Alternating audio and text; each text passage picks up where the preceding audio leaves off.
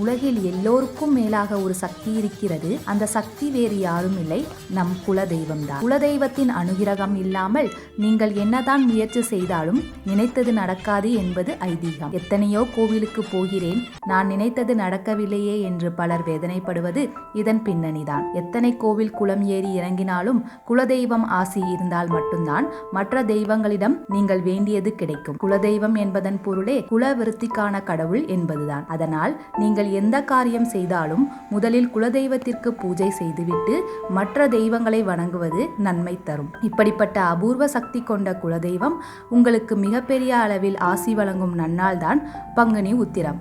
பங்குனி உத்திரத்திற்கும் குலதெய்வத்திற்கும் ஒரு தொடர்பு இருக்கிறது. பௌர்ணமியுடன் உத்திர நட்சத்திரம் சேர்ந்த நாளையே பங்குனி உத்திரமாக கொண்டாடுகிறோம். பங்குனி உத்திர திருநாள் அன்று குலதெய்வத்தை வழிபட்டால் ஈசனாகப்பட்டவரே நேரில் வந்து உங்களுக்கு வரம் தந்து விடுகிறார்.